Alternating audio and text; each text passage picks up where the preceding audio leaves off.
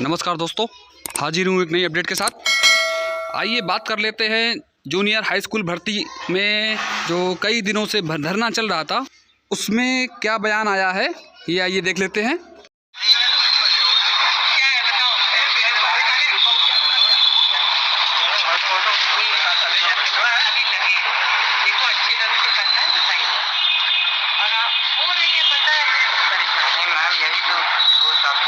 बैठे नहीं है, हम लोग कर ही रहे हैं। भैया पढ़े हम लोग बहुत मजबूर बहुत एकदम कैसे मैम यहाँ डेंगू पकड़ लिया, समझ लिया को दिन है हम लोग कोई जवाब ही नहीं आ रहा है।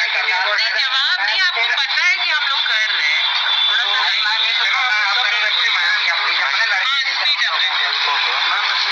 बहुत जल्दी कोशिश कर रहे हैं, लेकिन फिर भी थोड़ा टाइम देखो गवर्नमेंट से जियो कराना होता है, पूरी प्रक्रिया फॉलो करनी होती है। इतना आसान नहीं कि हम अपने लेवल पे ही करना होता है, बहुत जल्दी आप लोगों की तरफ चल रहा है, पूरा वैकेंसी निकल रही है। गवर्नमेंट से जियो कराने के लिए जियो बनाना पड़ता है, गवर्नमेंट तो हम बना के देते हैं, वही जारी करती है। आज की डेट से अगली बार मैम कहा गया तो फिर अब मान लो फिर कि नहीं मैम आप कर रहे हैं ना, बिल्कुल उसको पूरा होने देना चाहिए। भर्ती है नहीं, बहुत परेशान है। फाइनल 1 महीना बता रहे हैं स्कूल में, 1 महीने का अंदर 1 महीने में स्कूल पहुंच जाएंगे। कोशिश तो यही है, कोशिश हम यही कर रहे हैं कि आप नवंबर तक सब फाइनल करें। ठीक है मैम,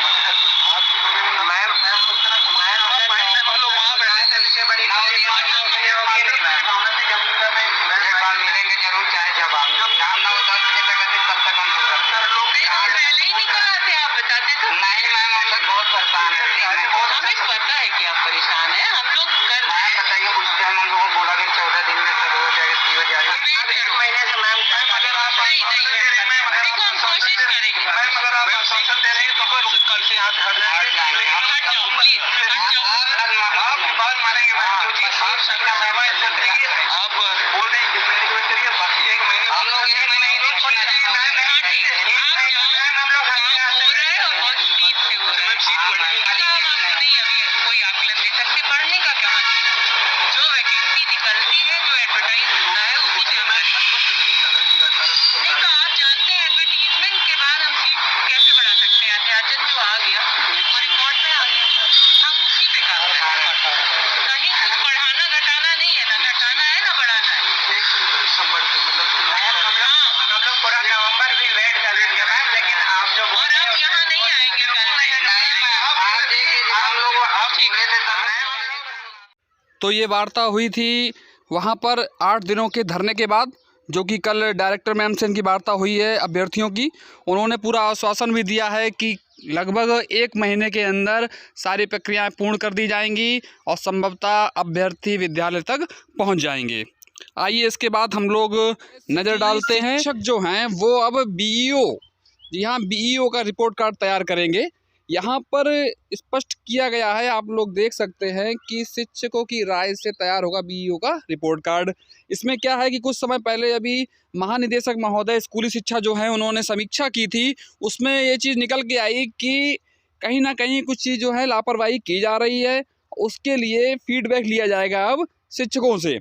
इसमें क्या होगा कि प्रत्येक ब्लॉक, प्रदेश में जितने भी ब्लॉक हैं उन प्रत्येक ब्लॉक से 50% शिक्षकों से रैंडम कॉल की जाएगी, 50% शिक्षकों से कॉल कर ली जाएगी और उनसे जो है वहाँ पर चल रहे जो भी कार्यक्रम हैं बेसिक के, उनसे विषय में जानकारी ली जाएगी। जैसे कि ऑपरेशन कायाकल्प है, आपका निपुण भारत है, और अवकाश की स्वीकृति की व्यवस्था जो चल रही है उसमें कैसा क्या सहयोग रहता है नहीं रहता है, इन विषयों पर चर्चा की जाएगी जो रैंडम कॉल आएगी शासन की तरफ से। और उसमें जैसा भी फीडबैक, जी हाँ, जैसा भी फीडबैक दिया जाएगा शिक्षक के द्वारा वैसा ही आगे प्रतिक्रिया की जाएगी शासन के द्वारा। यहाँ पर देखिए लिखा हुआ है, फीडबैक ठीक नहीं होने पर जांच के बाद संबंधित बीईओ पर कार्रवाई भी की जाएगी। इसलिए यहाँ पर लग रहा है, आप लोग देख रहे हैं, इसके बाद में जो है ये कॉल होने के बाद में उस पर कार्रवाई तय कर दी जाएगी। संतोषजनक नहीं मिलता है जवाब अगर कि कैसे क्या वो पूछा जाएगा बीईओ के बारे में, तो फिर कार्रवाई जो है अमल में लाई जाएगी। यहाँ पर भी देखिए लिखा हुआ है, शिक्षकों की राय से तैयार होगा बीईओ का रिपोर्ट कार्ड। परिषदीय स्कूलों में संचालित गतिविधियों के ब्लॉक स्तर पर निगरानी में लापरवाही बरतने वाले खंड शिक्षा अधिकारियों की अब जवाबदेही तय होगी। जवाबदेही तय करने के विषय में यहाँ पर बात की गई है। योजनाओं की निगरानी में लापरवाह जो बीईओ हैं उनकी जवाबदेही यहाँ पर तय कर दी जाएगी और ऐसा होने पर कार्रवाई भी अमल में लाई जाएगी। तो यहाँ पर यह स्पष्ट हो गया है, कहीं ना कहीं शिक्षकों के भी हाथ में कुछ चीज़ें दी जा रही हैं जो कि रैंडम कॉल के माध्यम से उनसे बात की जाएगी शासन द्वारा और उसी हिसाब से बीईओ का रिपोर्ट कार्ड तैयार कर दिया जाएगा और वैसे ही अग्रिम कार्रवाई होगी नहीं होगी ये भी सुनिश्चित किया जाएगा। आइए दूसरी खबर की ओर मुड़ते हैं हम लोग। यहाँ पर बात कर रहे हैं एलटी ग्रेड शिक्षक भर्ती की, जहाँ पर लगभग 5400 पदों पर ये 5000, जी हाँ 5400 पद लगभग बन जाएंगे। 5418 पदों का अध्याचन के विषय में चर्चा हुई है। यहाँ पर 6 माह से आर्ता स्पष्ट नहीं हो पा रही है। यहाँ पर जी हाँ 6 माह हो चुके हैं, आर्ता स्पष्ट नहीं हो पा रही है, भर्ती प्रक्रिया आगे नहीं बढ़ पा रही है। ये पहली बार ही नहीं हुआ है। यहाँ पर देखिए आप लोग एलटी ग्रेड शिक्षक भर्ती सन 2018 में भी पद निकले थे, वहाँ पर भी यही चीज़ फंसी थी। हिंदी कला समेत कई विषयों पर सैकड़ों अभ्यर्थी जो है इधर से उधर कर दिए गए थे क्योंकि वहाँ पर आर्ता स्पष्ट नहीं थी। तो वो प्रक्रिया को अब दोबारा से ना अपनाया जाए जिससे कि बच्चे फिर से कोर्ट कचहरी के चक्कर काटें। यहाँ पर शासन को एक बार यूपीएससी एलटी ग्रेड जो है आयोग है उसने स्पष्टता मांगी गई थी शासन से। यहाँ पर देखिए लिखा हुआ है कि आयोग ने 6 माह पहले समकक्ष आर्ता पर स्थिति स्पष्ट करने के लिए शासन से दिशा निर्देश मांगे थे ताकि नई भर्ती जो भी आएगी वहाँ पर जो है बच्चे उसको कोर्ट कचहरी चक्कर ना काटें, किसी से स्थिति से जो है बच्चा चयन से वंचित ना हो। लेकिन अभी तक वो स्थिति नहीं स्पष्ट हो पाई है जिससे कि ये नियुक्ति प्रक्रिया आगे नहीं बढ़ पा रही है। यहाँ पर मैं बताता चलूँ आपको कि लगभग 5418 पद हैं, 5418 पद है यहाँ पर, जिसमें से पुरुष वर्ग के 3341 पद हैं और महिला वर्ग के 2077 पद शामिल हैं। पूरा अध्याचन 5418 पदों का है।